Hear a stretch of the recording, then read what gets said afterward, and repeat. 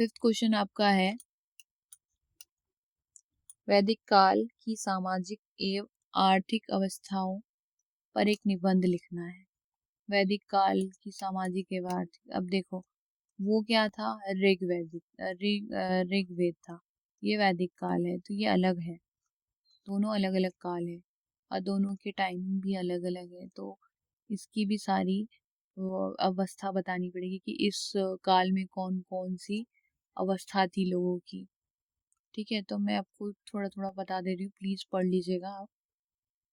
पूरा डिटेल में समझाऊंगी तो बहुत लंबी वीडियो बन जाएगी और आप लोग भी बोर हो जाओगे, तो मैं थोड़ा थोड़ा आपको बता देती हूँ कि वैदिक काल कब शुरू हुआ था और इसमें क्या हुआ था। वैदिक काल 1000 और 600 ईसा पूर्व का समय था जब वह शुरू हुआ था।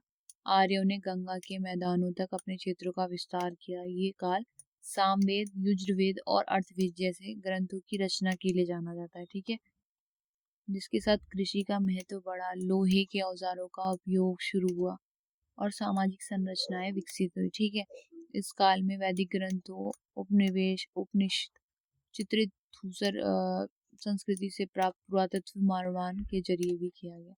तो वैदिक काल में आप नॉर्मली अगर देखा जाए तो ये इन वेदों से था जुड़ा हुआ, इन ग्रंथों से जुड़ा हुआ था। इसमें कृषि का महत्व बताया गया है, लोहे का उपयोग बताया गया है और जो सामाजिक संरचनाएं थे उनकी विकसित होने की बात हुई है। तो वर्ण व्यवस्था जैसे मैंने आपको उसमें बताया था, पूर्व वैदिक काल में विपरीत उत्तर है। वैदिक काल में ब्राह्मण, क्षत्रिय, वैश्य और शूद्र 4 वर्णों को जन्म के आधार पर बांटा गया।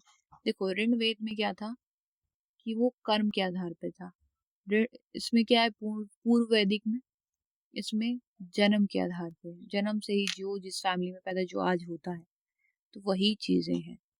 तो ब्राह्मण का सबसे ऊपर स्थान प्राप्त था और सबसे नीचे शूद्र था, जो तीनों वर्गों का सेवक था। ठीक है, विवाह, इस काल में विवाह को एक पवित्र धार्मिक संस्कार माना गया है जो सामाजिक और धार्मिक प्रथाओं के अनुसार किए जाने लगा। इसके लिए स्त्री और पुरुष दोनों की सहमति जरूरी होती थी, जो आज भी है ना। लोगों से पूछा जाता था कि हाँ भाई आप दोनों की सहमति, आप दोनों को शादी करनी है, तो फिर उनका विवाह करवा दिया जाता था। स्त्रियां, अब देखो यहाँ पे क्या है, इस काल में स्थायी रूप से बसने के कारण स्त्री पर प्रतिबंध लगने शुरू हो गए। उस काल में ऐसा नहीं था, मगर इस काल में है। इस काल में स्त्रियों को शिक्षा का कोई अधिकार नहीं था, पतिव्रता धर्म का पालन करती थी, जिसमें सती प्रथा का प्रचलन शुरू हो चुका था।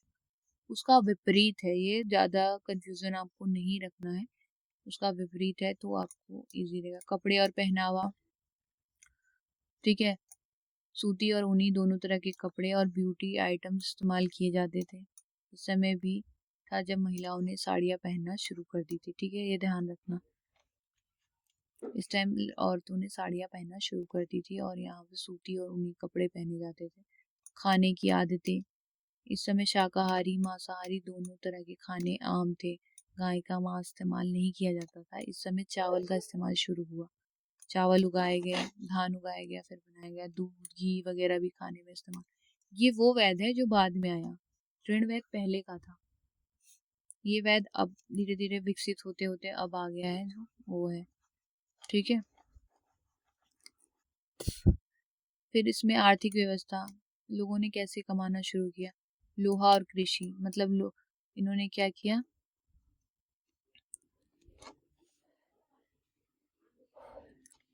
इन्होंने क्या किया कि कृषि, देखो लोहे का उपयोग किया जाने लगा, लोहे का उपयोग करने लगे, ये लोहे की चीजें बनाने लगे।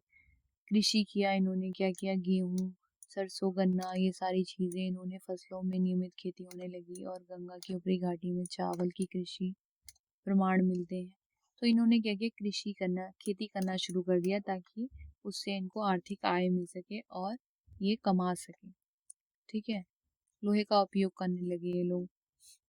पशुपालन किया इन्होंने, ठीक है, किसानों द्वारा बकरी, भेड़, बाल, ये सब चीज़ों का पालन ये लोग करने लगे। दूध दही का उपयोग होने लगा ताकि स्वास्थ्य मतलब हेल्थ उनकी अच्छी होने लगे। ठीक है, उद्योग धंधे, इन्होंने जैसे मैंने आपको बताया था उसी में इन्होंने ये सब काम शुरू किया था, बढ़ई का, बुनकर, कुम्हार, चमड़कार, जोहरी, तो ये सब व्यवसाय थे। तो इनसे इन्होंने अपना व्यवसाय, अपनी बिजनेस स्टार्ट किया ताकि इनमें पैसा आने लगे। कि इस काल में सोना एक महत्वपूर्ण धातु के रूप में उभरा और लोहे की तुलना में तांबे का उपयोग अधिक होने लग गया। ठीक है, तो तांबे का उपयोग इन्होंने, तांबा मिला तो इन्होंने तांबे का उपयोग करना लगे और लोहा छोड़ दिया, लोहे में जंग लग जाता है। ठीक है, तो इस तरीके से इन्होंने अपना उद्योग शुरू किया। फिर है पशु, सॉरी पीट हो गया है क्या,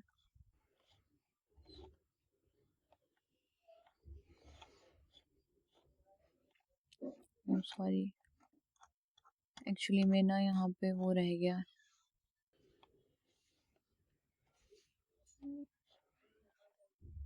ठीक है ठीक है ठीक है, ये रिपीट हो गया, ये दोनों पॉइंट, सॉरी ये दोनों पॉइंट्स यहाँ पे रिपीट हो गए हैं। तो इस तरीके से ये इन्होंने करा। ठीक है, पशुपालन करके, ये पॉइंट्स हैं जो आप प्लीज पढ़ लीजिएगा किस तरीके से है और किस तरीके से इन्होंने अपना सारी व्यवस्था की आर्थिक तौर पे। तो जो ये है ना वैदिक काल, वो ऋण वैदिक काल से उल्टा है, तो इसको पढ़ लीजिएगा। इसमें स्त्री की बिल्कुल भी इज्जत नहीं थी, हर चीजें उन पे प्रतिबंध लगा था। ठीक है, उसमें था, तो इसमें ज्यादा कोई मुश्किल है नहीं, आप पढ़ लोगे एक बार तो आपको समझ में आ जाएगा। तो हम चलते हैं अब अपने, ठीक है, हम अपने अब आगे नेक्स्ट क्वेश्चन पे चलते हैं। और नेक्स्ट क्वेश्चन आपको 6 क्वेश्चन है। क्वेश्चन नंबर 6, जैन और बौद्ध धर्म की विशेषता। अब जैन और बौद्ध धर्म आपको पता होगा कौन से होते हैं, उसकी विशेषता, उनके उद्देश्य के कारण क्यों वो बने। महावीर और गौतम बुद्ध की शिक्षाओं का उल्लेख किया गया। ठीक है, तो दोनों क्वेश्चन आ सकते हैं आपको, मगर आपको जहाँ पे आपको दिख रहा है ना महावीर और गौतम बुद्ध, तो आपको यही आंसर लिखना है। ठीक है, 6ठी शताब्दी विश्व के इतिहास में वैचारिक जागरूकता का युग था। ये वही समय था जब मानव की परंपरागत अवस्थाओं से आगे बढ़कर सत्य और शांति की नई राह खोजना शुरू किया। यूनान में सुकरात ने तर्क वितर्क की परंपरा शुरू की। चीन में कन्फ्यूशियस ने सामाजिक अनुशासन की शिक्षा दी, जबकि ईरान में धार्मिक सुधार आंदोलनों ने जन्म लिया। इसी प्रकार भारत में भी महावीर और गौतम बुद्ध ने आत्मज्ञान का मार्ग दिखाया और यहीं से मानवता की मोक्ष की ओर ले जाने वाले जैन और बौद्ध धर्म की शुरुआत हुई। तो हर जगह कुछ न कुछ हुआ। तो भारत में उस वक्त बौद्ध धर्म और जैन धर्म का जन्म हुआ, जो शांति का प्रतीक है। ठीक है, ये कब हुआ था, 6ठी शताब्दी में। ठीक है, ये याद रखिएगा, देखो लिखा भी है। जैन शब्द संस्कृत के जिन से उत्पन्न हुआ है, जिसका अर्थ इंद्रियों और कामनाओं पर विजय पाने वाला विजेता है। इसमें ये अहिंसा, सत्य, तपस्या और आत्म समन्वय के आधारित पर एक प्राचीन भारतीय धर्म है, जिसकी नींव 6ठी शताब्दी ईसा पूर्व में 24वें तीर्थंकर महावीर ने रखी और भारतीय चिंतन को नई दिशा दी। ठीक है, किसने रखी, महावीर ने, कब, 6ठी शताब्दी में। ठीक है, फिर है बौद्ध, बौद्ध से बना है, बुद्ध से बना है, जिसका अर्थ है जागृत और ज्ञान प्राप्त व्यक्ति। ये करुणा, अहिंसा और मध्यम वर्ग की शिक्षाओं पर आधारित एक प्राचीन भारतीय धर्म है, जिसका नींव लगभग 2500 साल पहले गौतम बुद्ध ने रखी थी। किसने रखी थी, गौतम बुद्ध ने। ये दुनिया के सबसे पुराने धर्मों में से एक है, जिसका उद्देश्य जीवन के दुखों से मुक्ति। ये बहुत शांतिपूर्वक धर्म है, इसमें मोक्ष मिलता है लोगों को। ठीक है, ये क्यों बने थे, अब इसको समझ लेते हैं। ब्राह्मणवादी व्यवस्था का विरोध करने के लिए ये बना था। 6ठी शताब्दी ईसा पूर्व तक वैदिक धर्म ब्रिटिल और खर्चीले कर्म कांडों में बंध गया और समाज के अन्य वर्गों को इससे वंचित रखा गया। इसके कारण समाज में असंतोष बढ़ गया और समानता पर आधारित एक नए मार्ग की जरूरत महसूस होने लगी। जैसे मैंने आपको बताया था, वैदिक धर्म में क्या हुआ, औरतों को नीचा दिखाया गया, मांस खाने लगे लोग, बहुत सारी चीजें करने लगे। तो उससे मोक्ष दिलाने के लिए कुछ तो करना पड़ता। परिणाम स्वरूप जैन और बौद्ध जैसे नए धर्म उभरे, जिन्होंने कर्म कांडों से हटकर मान और सरलता का संदेश दिया। ठीक है, ये अपने व्यवहारिक सिद्धांतों के लिए जल्द ही लोकप्रिय हो गए। फिर अहिंसा और करुणा की आवश्यकता।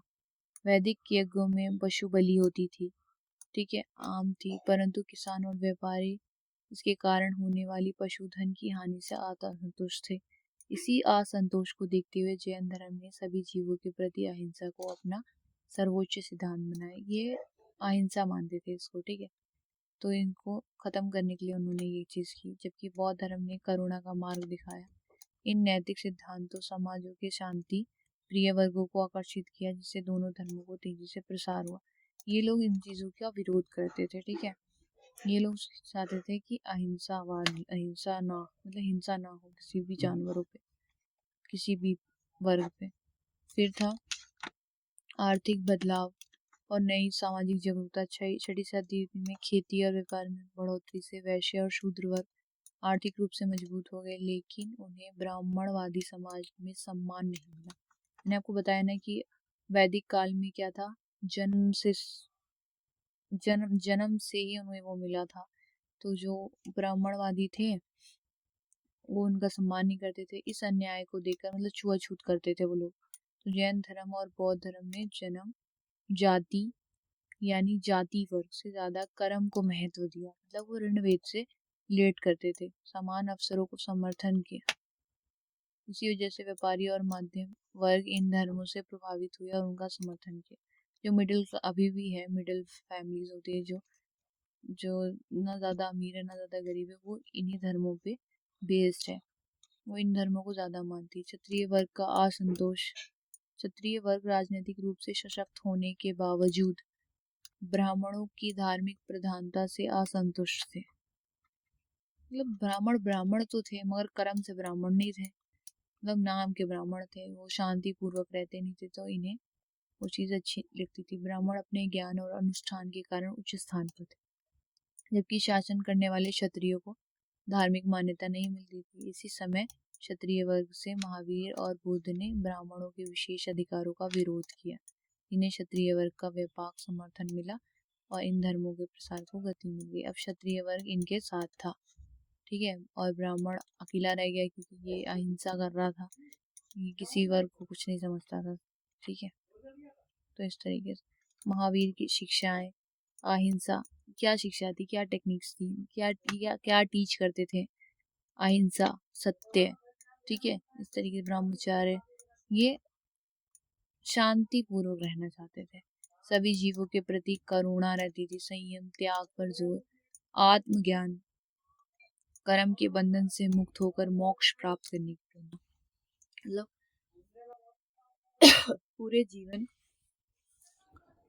पूरे जीवन में जो भी वो चीजें होती है ना, मतलब जीवन, आज के जीवन में देखो कितनी परेशानी है, कितने कष्ट है, कितने जीवन और कष्ट है, उनसे दूर होके मोक्ष की तरफ आए, वो ये धर्म कहता था। किसी भी विचार या वस्तु को पूर्ण सत्य न मानकर अनेक दृष्टिकोणों से देखने की सलाह दी थी, ठीक है, तो ये चीजें ये टीच करता था। इनके 3 रत्न थे, सही विश्वास, सही ज्ञान और आचरण, मतलब शिक्षा। पहला क्या था, विश्वास सही चीज पे, सही ज्ञान होना चाहिए, कुछ भी नहीं, और शिक्षा भी होनी चाहिए फिर उसकी, ठीक है, इस तरीके से ये टीच करते थे हमने। फिर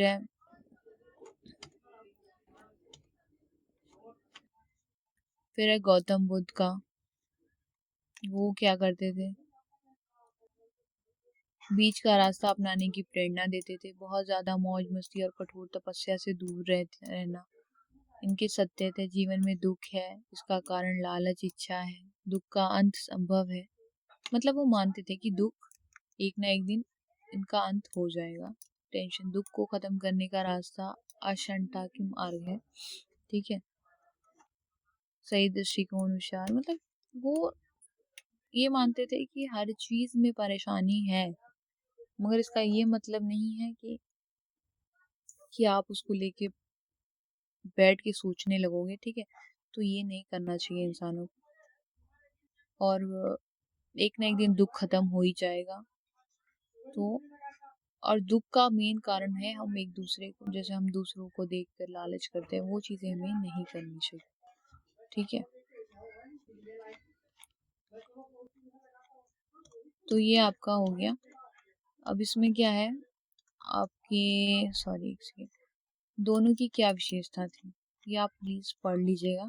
इनकी जीवन शैली के बारे में बताया गया है, अहिंसा और करुणा, कि इनकी जीवन शैली कैसी थी, कैसे रहते थे। ठीक है, ये साधु और साध्वी को जीवन जीते थे।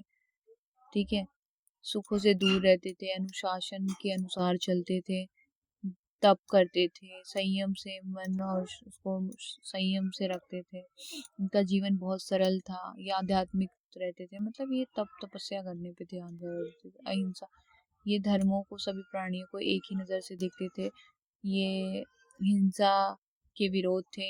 ठीक है, और व्यक्तिगत और सामाजिक जीवन में नैतिकता बनाए रखने का साधन है। ठीक है, इस तरीके से ये था इनका सामाजिक व्यवस्था। ठीक है, इन धर्मों में संघ मठ का महत्वपूर्ण स्थान है।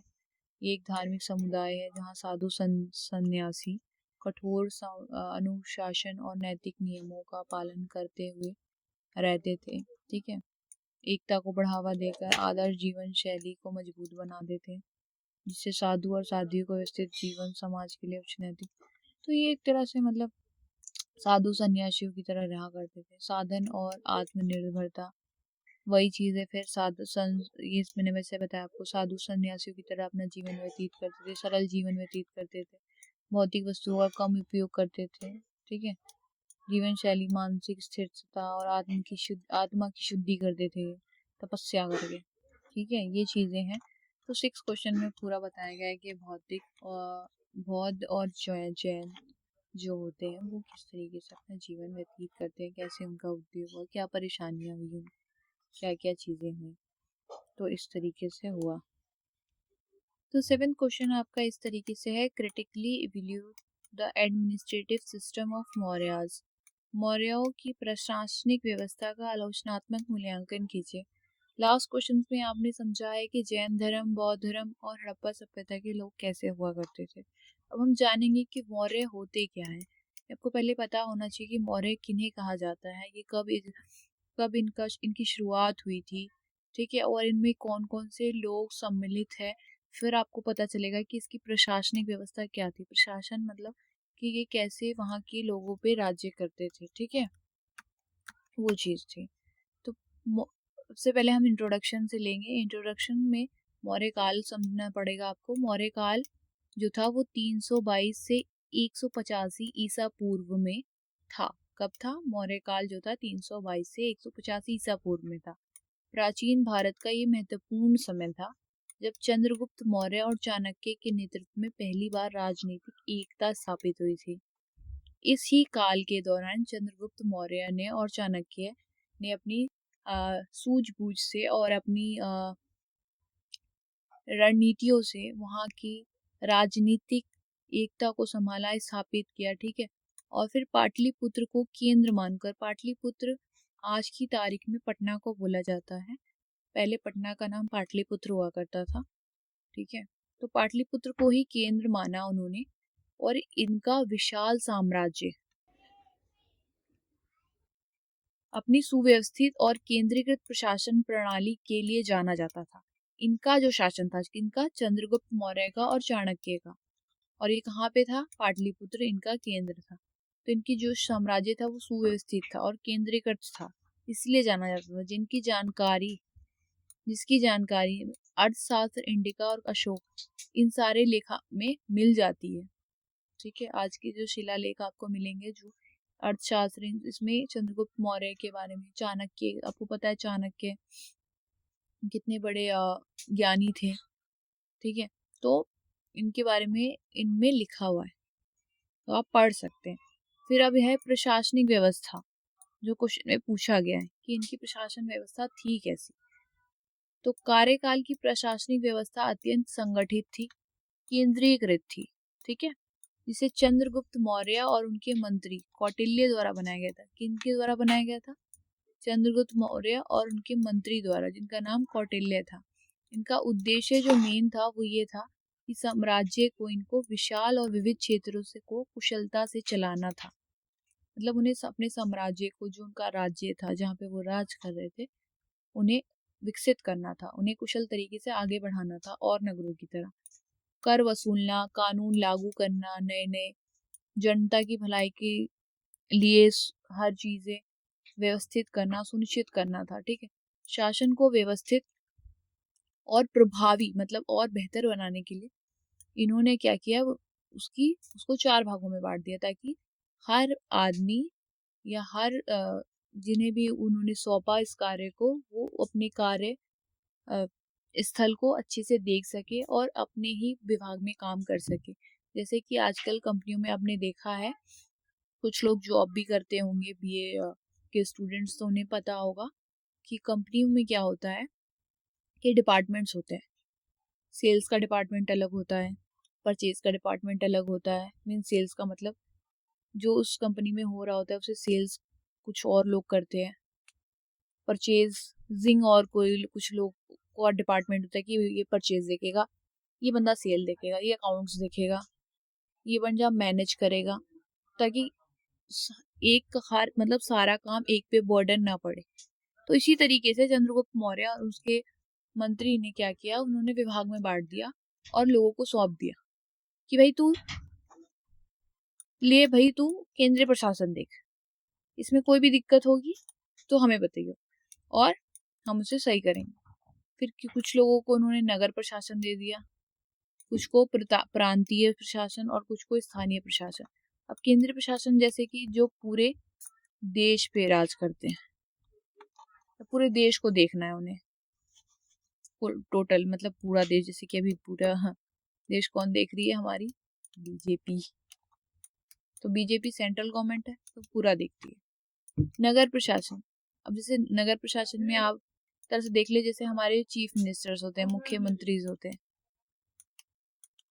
ठीक है, तो वो क्या करते हैं, वो स्टेट वाइज देखते हैं। दिल्ली का अलग चीफ मिनिस्टर होता है, कोलकाता का अलग है, बंगाल का, मतलब इस तरीके से हर जगह के अलग अलग चीफ मिनिस्टर होते हैं। उस तरीके से फिर प्रांतीय प्रशासन, प्रांतीय प्रशासन में क्या होता है, एक एक जगह का मतलब एक ब्लॉक का, हर ब्लॉक के अलग अलग सचिव होते हैं, आपने देखा होगा सचिव होते हैं, तो वो उसको देखते हैं। स्थानीय मतलब कि एक मोहल्ले को देखना, इस तरीके से हर जगह पे कोई ना कोई होता ही है जो इन्हें संभालता है। तो इस तरीके से उन्होंने क्या किया, उसको 4 भागों में बांट दिया कि कुछ बंदे जो मिलके है वो केंद्रीय प्रशासन को देखेंगे, कुछ नगर को, कुछ प्रांतीय को, कुछ स्थानीय प्रशासन। ठीक है, अब केंद्रीय प्रशासन क्या था, आप देखो मैं आपको क्लियरली बता देती हूँ। केंद्रीय प्रशासन में था राजा, जो राजा, जैसे राजा आज की डेट में कौन है, नरेंद्र मोदी जी। मैं किसी पे पॉइंट आउट नहीं करना चाह रही, जैसे श्री नरेंद्र मोदी जी जो है वो हमारे देश के प्रधानमंत्री हैं, उसी तरीके से उस वक्त राजा हुआ करते थे। तो मौर्य काल में प्रशासन अत्यधिक केंद्रीकृत था, जिसके शीर्ष पर राजा होता था। राजा के पास सभी प्रशासनिक, न्यायिक व सैन्य शक्तियां होती थी और सभी महत्वपूर्ण निर्णय उसके द्वारा ही लिए जाते। साथ ही कौटिल्य के अर्थशास्त्र के अनुसार उन्हें सहायता देने के लिए 18 विभाग बनाए गए, जिनका नेतृत्व महामात्य करते थे। अब देखो यहाँ पे क्या है कि राजा को सौंपा गया था, राजा ही के द्वारा सारी चीजें होती थी, उन्हीं के पास सारी शक्तियां थी, सारे निर्णय लेने थे। अगर किसी ने लिए भी है, अगर प्रांतीय शासन ने ले लिए या नगरीय शासन ने ले लिए या फिर किसी ने भी लिए, तो उनसे पहले राजा से पूछना पड़ता था, क्योंकि उनके आखिरी सुझाव के बाद, आखिरी अप्रूवल के बाद कुछ भी चीजें नहीं हो सकती थी। तो इसमें लिखा है कौटिल्य के अर्थशास्त्र के अनुसार उन्हें सहायता देने के लिए 18 विभाग थे। ठीक है, तो 18 विभाग थे जिनका नेतृत्व, उसका भी नेतृत्व कोई करता था। 18 विभाग उन्हें बताते थे, मगर उसका नेतृत्व कौन करते थे, महामात्य जी। वो उन्हीं से पूछते थे, जो भी पूछते थे, कौटिल्य जो थे वो उन्हीं से पूछते थे, क्योंकि वो नेतृत्व करते थे, उन्हीं के अंडर ये सारे 18 विभाग काम करते थे, जिससे प्रशासन पूरे समाज में केंद्रीकृत और व्यवस्थित ढंग से चलता था। ठीक है, विशाल और संगठित सेना, विशाल और संगठित सेना साम्राज्य की रक्षा और विस्तार के लिए, कहीं भी पहले युद्ध हुआ करते थे, पहले इतना सेफ नहीं हुआ करते थे लोग, एक राजा दूसरे राजा पर हुकूमत जमाने के लिए या वहाँ की साम्राज्य को अपनी तरफ लेने के लिए वो युद्ध किया करते थे। तो ये लोग क्या करते थे, अपनी रक्षा करने के लिए सेना और का विस्तार करते थे, विशाल सेना बनाते थे बहुत सारे, ताकि वो दूसरे राज्य से अपनी राज्य को बचा सके। ठीक है, सेना को हाथी, रथ, पैदल और घुड़सवारी से अंगों में बांटा गया। और देखो सेना में भी बहुत सारे सेना होते हैं। कुछ पहले होते थे जो किसी के पास हाथी होते थे, किसी के पास रथ होते थे, कोई पैदल ही होता था, कोई घुड़सवार होता था, किसी के भाले होते थे। मतलब हर तरीके की सेना होते थे। जैसे आज आज की तारीख में आपके पास जल सेना है, थल सेना है, वायु सेना है, उसी प्रकार से पहले हुआ करते थे। पहले ये इस तरीके से बांटा करते थे। सेना का नियंत्रण एक केंद्रीय सैन्य योगी के अधीन होता था, जो युद्ध और शांति दोनों समय में सेना का प्रबंध सुनिश्चित करता था। अब इनका भी एक लीडर होता था, ताकि वो उसे कंट्रोल कर सके, उनका नेतृत्व कर सके और उन्हें बता सके कि किस तरीके से युद्ध करना है, कैसी रणनीति होनी चाहिए, ये वो उन्हें बताया करते थे। ठीक है, तो उनका भी होना बहुत जरूरी था हमारे। देखो अगर किसी ग्रुप को बनाया जाए और उस ग्रुप का लीडर ही ना हो, तो उसको नेतृत्व कौन करेगा? आपके भी स्कूलों में देखा होगा, अपने स्कूलों में मॉनिटर होते थे या ग्रुप बनाए जाते थे, तो उसके लीडर होते थे। क्यों होते थे? क्योंकि वो बता सके कि आप किस दिशा में काम करें और क्या गलती है, क्या चीजें, वो चीजें वो सुधार सके। ठीक है, फिर है कुशल और विस्तृत गुप्तचर तंत्र। शासन की स्थिरता के लिए सशक्त गुप्तचर प्रणाली काम करती थी। ये पूरे साम्राज्य में खुफिया जानकारी जुटाते थे। मतलब मतलब इन्हें इस तरीके से बनाया गया था गुप्त, कि लोगों को पता नहीं चलता था कि ये कौन है। आपके सामने से गुजर जाते थे ये लोग और आपको पता नहीं चलेगा कि वो खबरी होते थे। तो वो पूरे राज्य में फैले होते थे और वो जो भी बातें होती थी या जो भी परेशानियां होती थी, वो आके राजा को बताते थे। ठीक है, देखो यहाँ लिखा भी, सीधे सम्राट को रिपोर्ट करते थे। गुप्तचरों को स्थायी और भ्रमणशील श्रेणियों में विभाजित किया था। अब देखो गुप्तचरों को भी दो दो भागों में बांटा गया। एक वो जो एक जगह पे रह के, मतलब एक ही स्थान दे दिया गया था कि भैया आप यहीं पे रहना और यहाँ से खुफिया जानकारी देना, और एक वो जिन्हें घूम घूम कर देना होता वो। इनका उद्देश्य विद्रोहों और भ्रष्टाचार को केंद्रीय स्तर पर नियंत्रित करना था। ठीक है, तो ये होता था कि पता लगाते थे कि कौन कहते हैं ना आस्तीन का सांप है और कौन हमारे साथ है, वो चीजें ये पता करते थे। क्योंकि मुंह पर तो कोई बोलता नहीं था कि राजा खराब है या राजा की नीतियां गलत है। तो इस तरीके से ये गुप्तचर हुआ करते थे, जो लाके सम्राट को बताते थे कि ये आपके विरोध में बोल रहे हैं, ये आपके साथ है। तो इसको भी दो तरीके से बांट दिया गया था। फिर फोर्थ पॉइंट है समान विधि और न्याय प्रणाली। मौर्य समाज में न्याय व्यवस्था पूरी तरह केंद्रित और समान थी। इसमें दो मुख्य न्यायालय थे, धर्म स्थायी जो दीवानी मामलों को देखता था, ठीक है, और कंट कोशोधन जो फौजदारी मामलों को की देखभाल करता था। ये आपको समझ आया कि नहीं आया? नहीं है, मतलब एक वो थे जो सिर्फ नागरिक मामलों को देखते थे, ठीक है, और एक वो थे जो मतलब जो साम्राज्य में जो लोग होते थे वो कुछ अपराध करते थे, उन मामलों को देखा करते थे। हालांकि अशोक ने न्याय के इस मूल ढांचे को नहीं बदला, लेकिन दंड देने की प्रक्रिया में मानवीय मूल्य को महत्व दिया, जिससे ये प्रणाली पूरे समाज में सामान्य और मानवीय बनी रही। तो इस तरीके से कोई भी किसी के साथ अन्याय नहीं होता था, सबको न्याय मिलता था और सही तरीके से फैसला हो जाया करता था। ठीक है, फिर आपका आ गया नगर प्रशासन के बारे में बताया गया है इसमें। नगर प्रशासन मुख्य रूप से बड़े नगरों के आंतरिक नागरिक जीवन के प्रबंध पर केंद्रित करता है। ठीक है, तो ये जैसे पटना गया ने बताया गया, पाटलिपुत्र मैंने बताया ना आपको। नगर प्रशासन मतलब पाटलिपुत्र पटना है, फिर मतलब अलग अलग राज्य जैसे होते हैं उन पे 30 सदस्यों वाली प्रशासनिक परिषद थी इसमें। नगर का प्रशासन एक 30 सदस्यीय परिषद द्वारा चलाया जाता था। ये समितियों में विभाजित थी, जिनमें से प्रत्येक में 5 सदस्य हुआ करते थे। ये समितियां नगर के भीतर के विशिष्ट कार्यों जैसे सफाई, विदेशी मामले और व्यापार नियमन को देखती थी, जिसका मुखिया नागरिक नामक अधिकारी होता था। ये ध्यान रखना कि इनमें 6 समितियां होती थी, ठीक है। 6 समितियां थी और 5 सदस्यों में बटी थी, मतलब 6 समितियां 5 सदस्यों, मतलब इस मैंने बताया ना आपको कि 30 सदस्यों वाली थी, तो 6 पंजे 30 हो गए, तो 30 लोगों की समितियां होती थी, 6-6 भागों में बांटी होती थी, ठीक है। सॉरी, 6 समितियां थी, 5-5 लोगों में बांटी गई थी, और ये समितियां नगर के अंदर देखती थी कि क्या क्या चल रहा है, सफाई भी, और जो भी चीजें होती थी सफाई से रिलेटेड हो या फिर कोई भी नगर से रिलेटेड कोई भी परेशानी होती थी, तो वो चीज वो जांच पड़ताल करते थे, ठीक है। जिसका मुखिया, इनका भी मुखिया होता था एक, जिसको नागरिक के नाम से बोला जाता था, ठीक है। इनका अधिकारी, ये प्रणाली मौर्य के उच्च स्तर के नागरिक नियोजन को निर्देशित करते थे। फिर है उद्योग, शिल्प और विदेशियों की देखरेख। नगर प्रशासन की पहली परिषद उद्योग और शिल्प की देखरेख करती थी। नगर प्रशासन की पहली परिषद मतलब 6 परिषद थी, मैंने बताया ना 6 समितियां थी, 6 परिषद थी, तो उसकी जो पहली थी परिषद वो क्या करती थी, शिल्प और उद्योग को देखरेख करती थी। इसमें कारीगरों की सुरक्षा देना, कच्चे माल को नियंत्रित करना। फिर है, अब देखो इसमें इसमें दूसरे पॉइंट में बताया गया कि कैसे कैसे क्या होता था, कुछ ही समितियां कैसे काम करती थी।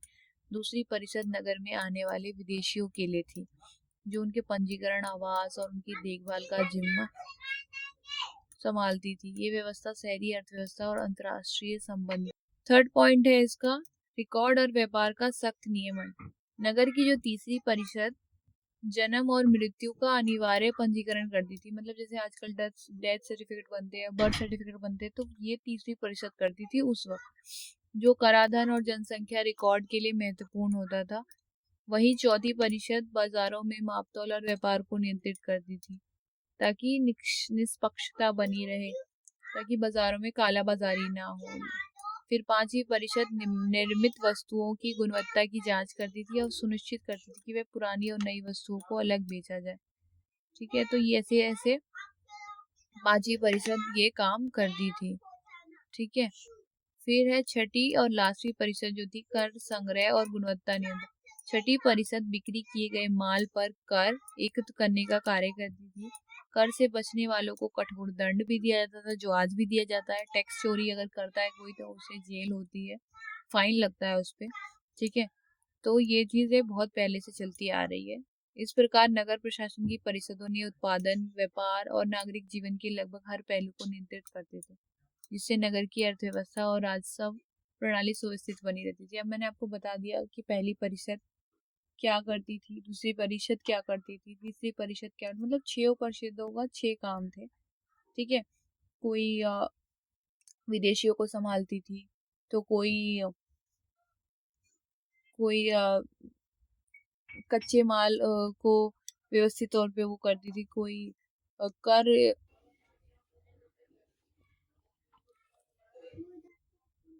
कर एक सॉरी कोई कर एक करती थी, कोई फिर, ठीक है। तो इस तरीके से 6 परिषद 6 काम करती थी, जिनको बांट देता। अब देखिए एक परिषद तो ये काम नहीं कर सकती थी, कोई रिकॉर्ड करता था, ठीक है। इस तरीके से सब अपना अपना काम अलग अलग तरीके से करते थे। तो ये याद कर लीजिएगा आप कि क्या क्या 6 परिषदों का क्या काम था। 6 परिषदों का काम नगर प्रशासन में था। नगर प्रशासन ने 6 परिषदों को बांट रखा था। फिर है प्रांतीय प्रशासन। अब आया प्रांत में, मतलब प्रांत में क्या प्रशासन होता था, ठीक है। प्रांत में प्रशासन क्या होता था। मौर्यों ने इतने बड़े साम्राज्य को आसानी से चलाने के लिए उत्तर, दक्षिण, पूर्व और पश्चिम जैसे विशाल हिस्सों में बांट दिया, ठीक है। हर प्रांत का मुखिया एक राजकुमार होता था, जो सीधे सम्राट को रिपोर्ट करता था। राजकुमार की सहायता के लिए महामात्य और प्रांतीय मंत्री परिषद होते थे, ठीक है। साथ ही यहाँ प्रदेशिका नामक शक्तिशाली अधिकारी पूरे प्रांत में केंद्रीय नीतियों को प्रबंध।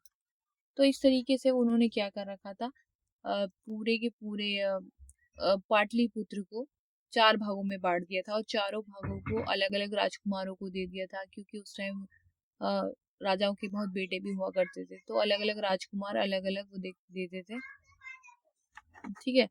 देखते थे और वो फिर आके अपने सम्राट को सारी की सारी जानकारी बताते थे कि कहाँ पे क्या परेशानी चल रही है, कहाँ पे क्या चल रहा है, हर चीज का वो रिपोर्ट करा करते थे। ठीक है, तो इस तरीके से प्रांतीय हो गया। अब है स्थानीय, मतलब छोटी छोटी जगहों पे।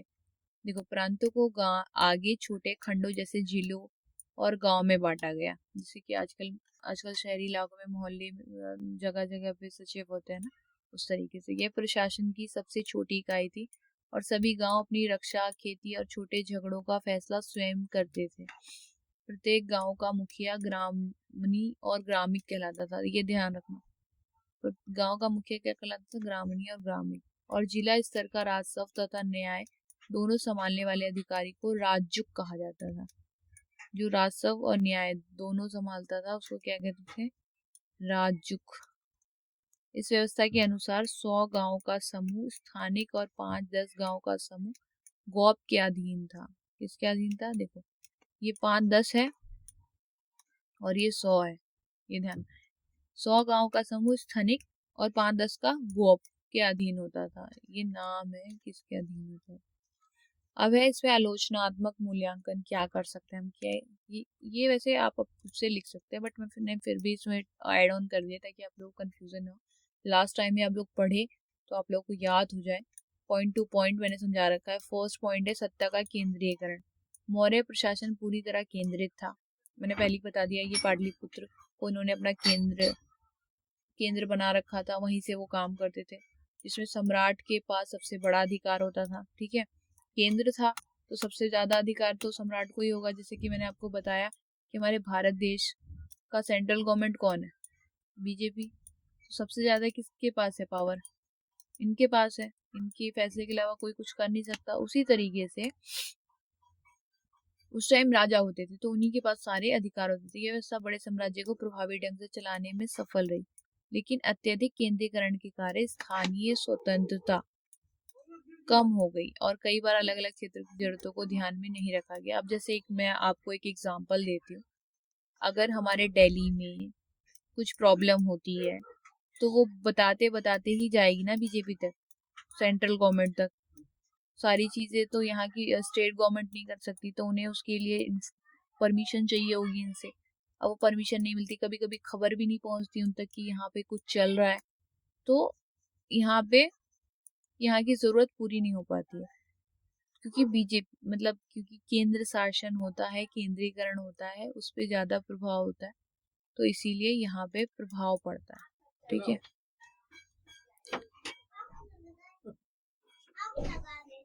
फिर है संगठित नौकरशाही। मौर्य समाज में अलग अलग विभाग और मंत्री थे। ठीक है, जो कर, न्याय, सुरक्षा और व्यापार के काम संभालते थे। अब सब तो हर सारे काम एक इंसान नहीं संभालता था, उसके लिए उन्होंने अलग अलग मंत्री डाल रखे थे। ठीक है, अलग अलग विभाग डाले हुए थे, जिसपे एक कहते हैं जैसे कहते हैं हमारे ऑफिस में कहते हैं, या हमारे स्कूलों में कहते हैं, या फिर कहीं पे भी कहते हैं ना कि एक ग्रुप है, उसका लीडर होता है। उसी तरीके से उन्होंने विभाग बांट रखे थे और मंत्री थे जिनके जो अलग अलग डिपार्टमेंट संभालते थे। कोई कर देखता था, कोई न्याय करता था, कोई सुरक्षा, कोई व्यापार को देखता था, जिससे शासन में व्यवस्था बनी रहती थी। लेकिन इतनी बड़ी और जटिल व्यवस्था को संभालना मुश्किल होता था, जिससे कभी कभी भ्रष्टाचार और काम में देरी होने की संभावना बनी रहती। अब क्या है कि अब एक बंदा ये है, एक बंदा ये है, एक बंदा ये है, एक बंदा ये है। अब इन्होंने 4 विभाग संभाल रखे हैं। ठीक है, और ये एक मेन है, मेन ब्रांच है, मेन है, मतलब ये राजा है समझ लो। तो इसने अपना काम किया। अब ये इस पे डिपेंडेंट है, ये इस पे डिपेंडेंट है, ये इस पे डिपेंडेंट है। तो क्या हुआ, अब ये कुछ पूछेगा तो ये इस तक जाते जाते काफी टाइम लग जाएगा, फिर वहां से आते, फिर वहां यहाँ से ये फिर वापस जाएगा, फिर ये बहुत टाइम लग जाता है इसमें। तो फिर काम में देरी हो जाती है। कभी कभी एट दी स्पॉट कुछ काम करना होता है तो हमें पहले इससे परमिशन लेनी पड़ेगी, इसे इससे लेनी पड़ती है, इसे इससे लेनी पड़ती है। तो इस तरीके से फिर वो राजा के पास जाएगा, वो बहुत लंबा टाइम लग जाता है। तो इस तरीके से बहुत भ्रष्टाचार भी बीच में हो जाता है। फिर है धर्म प्रचार और नैतिक प्रशासन। सम्राट अशोक के शासन काल में प्रशासन में नैतिकता का समावेश किया गया, जिसका उद्देश्य नागरिकों के बीच सामाजिक सद्भाव और नैतिकता को बढ़ावा देना था। हालांकि नैतिकता पर अत्यधिक बल ने प्रशासन और कार्यकारी पक्ष को हद से ज्यादा कमजोर कर दिया। ठीक है,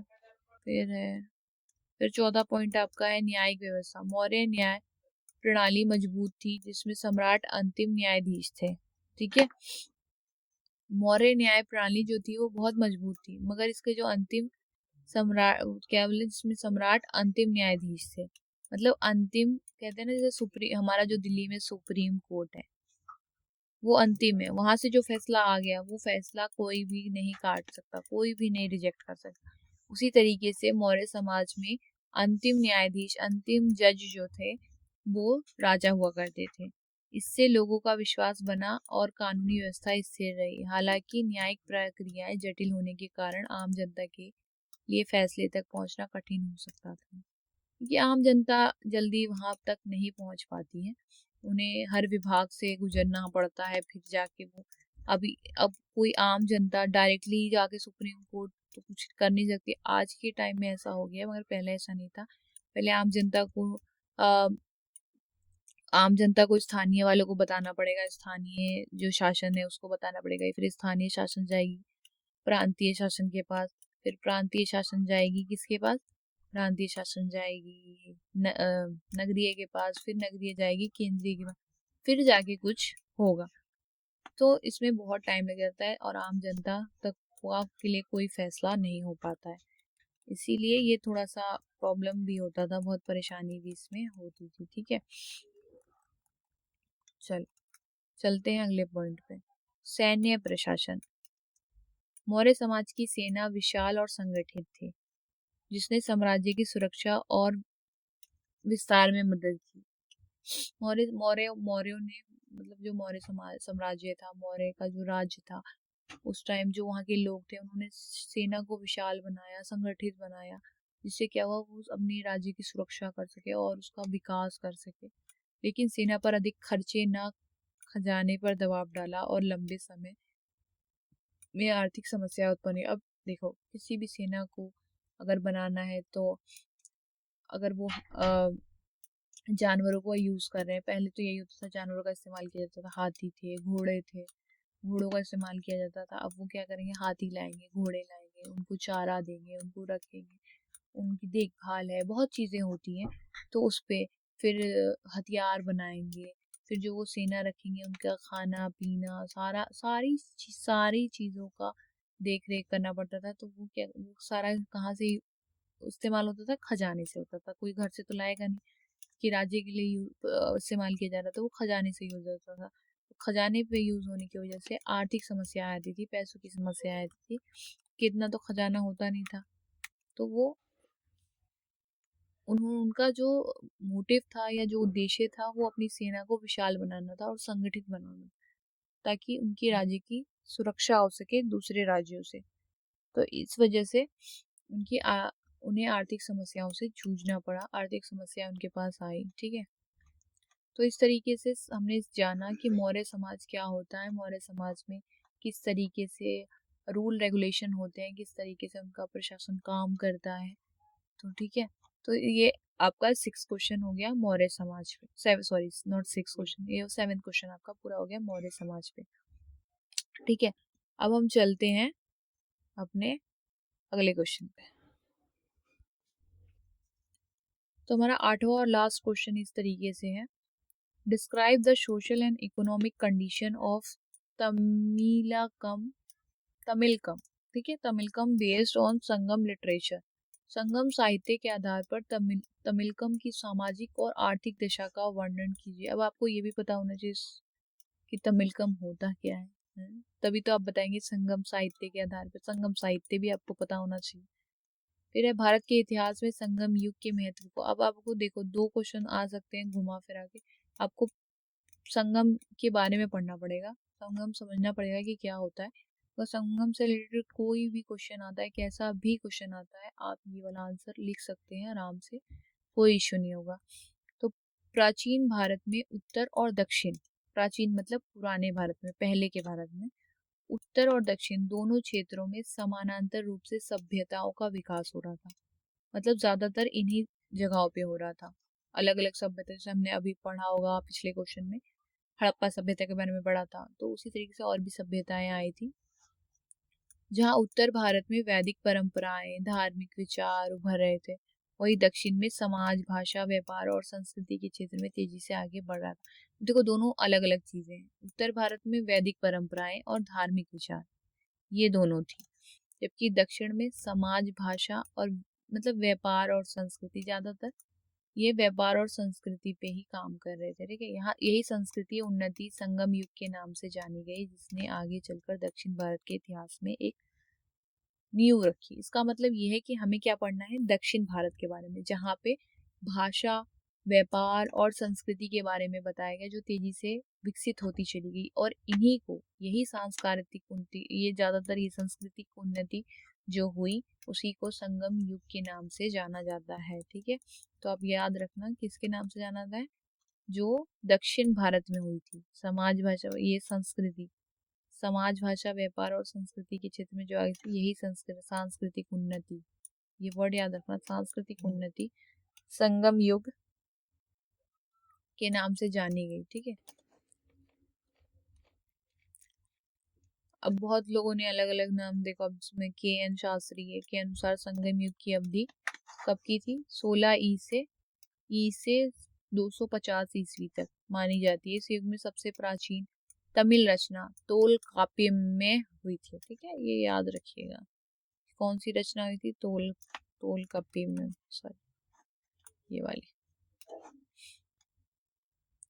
अब ये तमिलकम है क्या, तमिलकम आपको पता होना चाहिए, तमिल से क्या रिलेटेड है। तमिल कम मतलब लोग। ठीक है, मैं आपको सरल भाषा में बता रही हूँ। तमिल मतलब तमिल, कम मतलब लोग।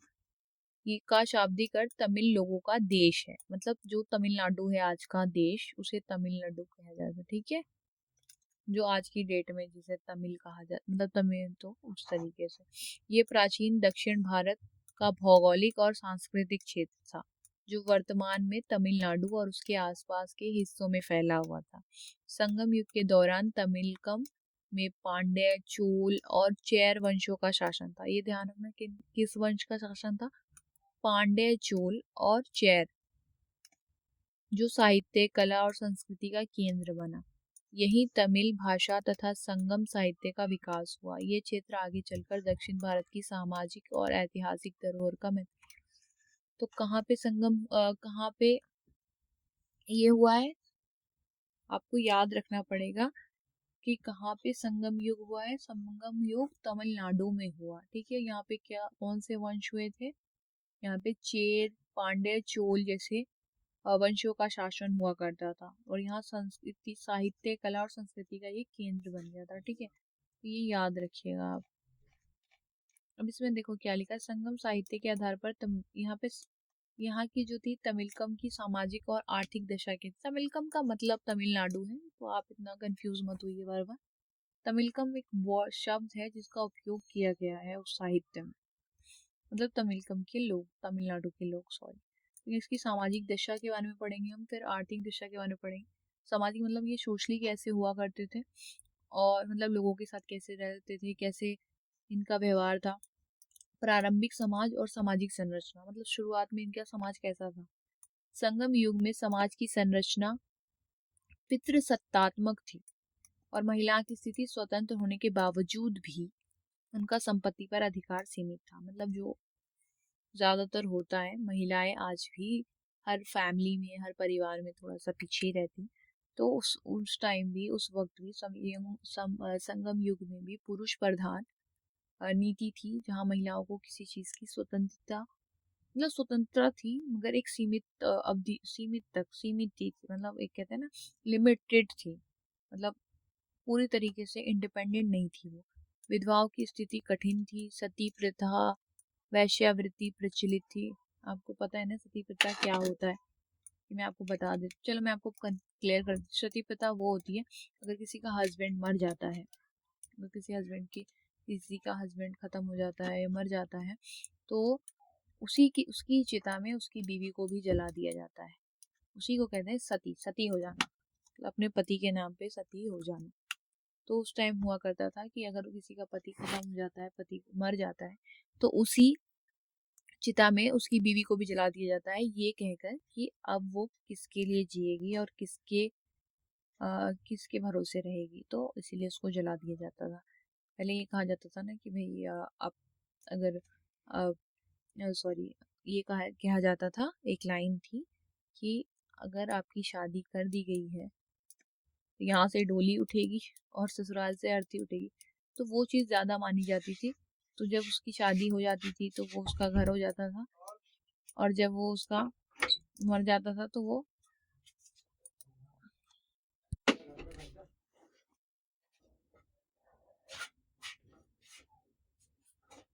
जैसा कि मैंने आपको बताया कि जब किसी का हस्बैंड, बताया ना मैंने, जिस किसी का हस्बैंड मर जाता है तो वो क्या करते थे, उसी की चिता में उसकी बीवी को जला देते थे, तो उसे सती प्रथा कहते थे।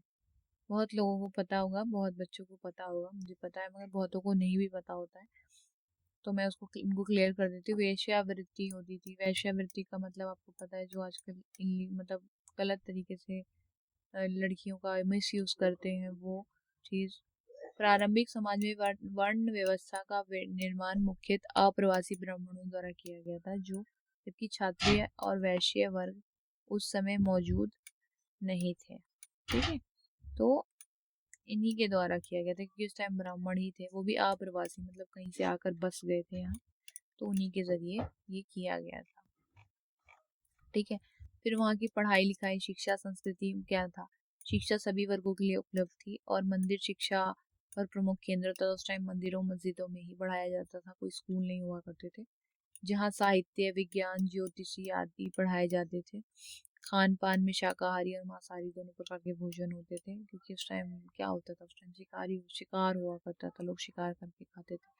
कुछ लोग कृषि थे तो खेती बाड़ी करके खाते थे। ठीक है, मनोरंजन के साथ वही कहा ना, शिकार है, कुश्ती, नाटक, नृत्य, संगीत, धार्मिक उत्सव और पासा। पासा आप लोगों को पता है, पहले लूडो कहा जाता था तरीके से। बहुत सारी चीजें थी। लोग शतरंज खेलते थे, उन चीजों से वो लोग अपना समय व्यतीत करते थे। अब वहाँ की आर्थिक दशा क्या थी। आर्थिक दशा में वो क्या करते थे, वो कृषि मतलब खेती बाड़ी करते थे, पशुपालन करते थे। संगम युग की अर्थव्यवस्था में कृषि सबसे महत्वपूर्ण स्तंभ थी। शुरुआत में तो लोग यही करते थे। कृषि योग्य भूमि में सेम, कटहल, नारियल जैसी फसलें उगाई जाती थी, जबकि फलाई क्षेत्र में पशुपालन प्रमुख था। ये ध्यान रखना, जहाँ भूमि जिनके पास थी, मतलब मरुतम क्षेत्र जो था, वहाँ पे ये सब वो लोग कृषि मतलब खेती बाड़ी कर लेते थे। जहाँ पलाई क्षेत्र था, जो अलग टाइप का क्षेत्र, जहाँ पे नहीं किया जाता था, मतलब पहाड़ी क्षेत्र जिसे कहा जाता है, वहाँ पशुपालन प्रमुख था। दूध और उससे बने उत्पाद आर्थिक जीवन में अहम थे। यहाँ भूमि वर्गीकरण तिनाई प्रणाली के आधार पर होता था, जो स्थानीय परिस्थितियों और कृषि योग्य भूमि के अनुसार निर्धारित होता था। ठीक है, फिर है उद्योग और व्यापार। उद्योगों में कारीगर, लोहाकार, स्वर्णकार, बुनकर, मतलब बहुत टाइप के लोग हुआ करते थे। वो अपना पेट पालने के लिए सब काम करते थे। उन्होंने सीखा और वो काम करना शुरू कर दिया। व्यापार में तमिलों का ग्रीस, रोम, मिस्र और श्रीलंका के साथ संपर्क था। तो वो जो उनके तमिलनाडु के आसपास जो भी राज्य थे, शहर थे, वो उनसे ही डील करते थे, अपने व्यापार को लेके वहां से लोग आते थे। जानवरों में हाथी दांत और मोती का निर्यात किया जाता था। मोती आपको पता है क्या होता है? सॉरी सॉरी,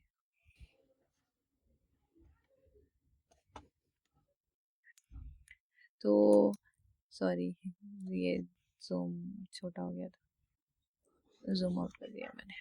हाँ, तो वो क्या करते थे, हाथी दांत मतलब कि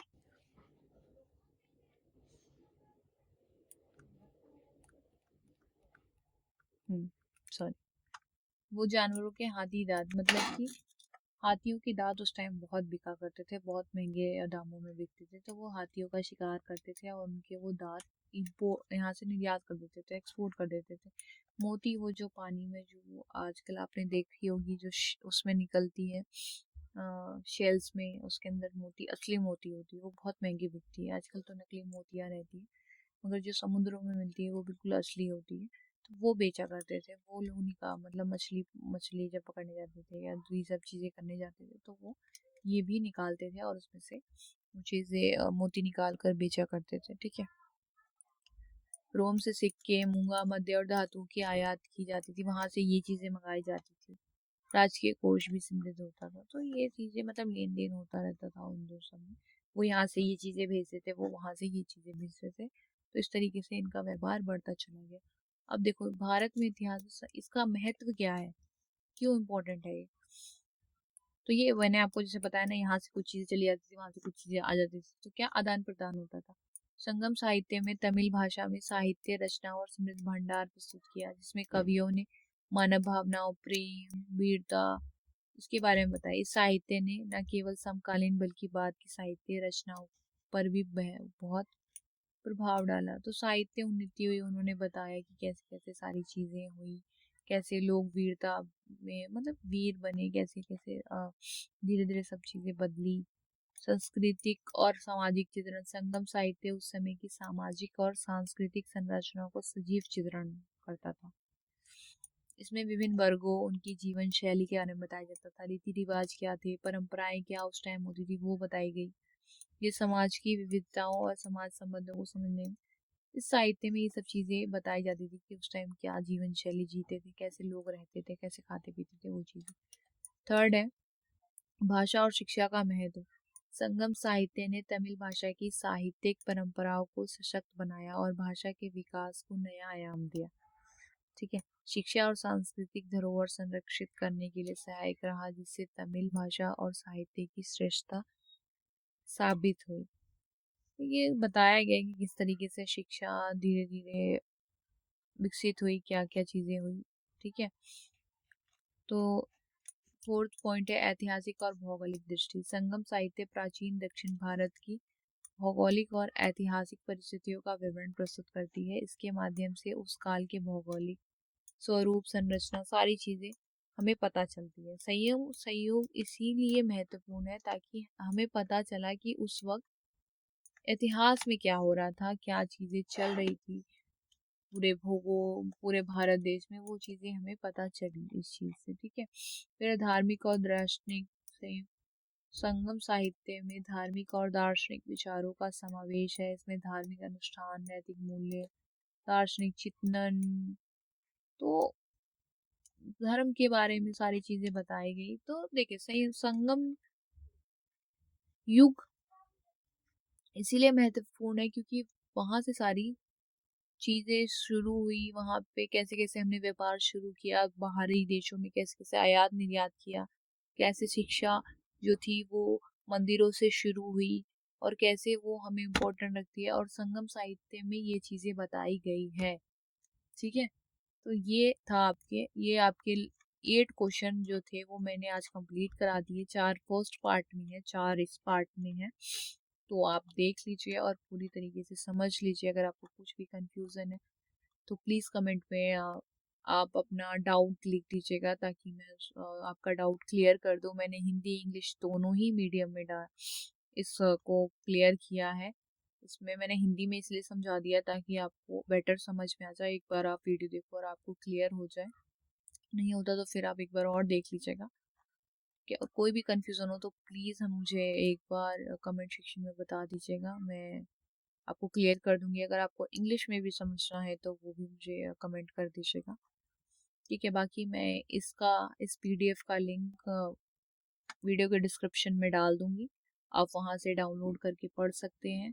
ठीक है। हिंदी इंग्लिश दोनों उसमें सेम है, मैंने इसलिए एक साथ ही किया है, दोनों अलग अलग नहीं किया है। जिसको हिंदी में नहीं समझ में आएगा वो इंग्लिश में पढ़ लेगा, जो इंग्लिश में क्योंकि कुछ बच्चों को होता है, प्रॉब्लम होती है। कुछ बच्चे हिंदी में एग्जाम तो देने चले जाते हैं लास्ट मोमेंट पे कि हाँ भाई हिंदी हम पढ़ लेते, एक बार समझ में आ जाएगा, क्योंकि बना कर लिख सकते हैं। मगर उन्हें वर्ड शब्द समझ में नहीं आते तो फिर वो इंग्लिश में पढ़ते हैं, इंग्लिश वाले हिंदी में पढ़ लेते हैं। तो इसीलिए मैंने दोनों को ही ध्यान में रखते हुए ये वीडियो बनाई है।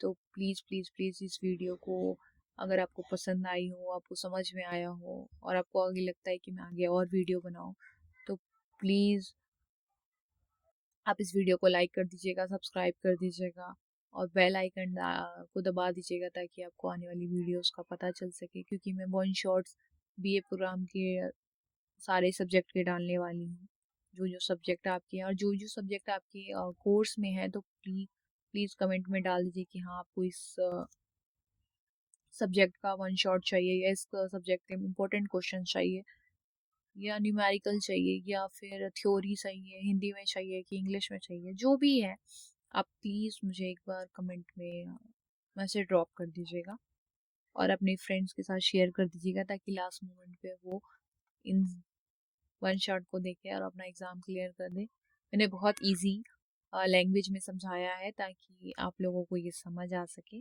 ठीक है, तो best of luck for your exam and thanks for watching.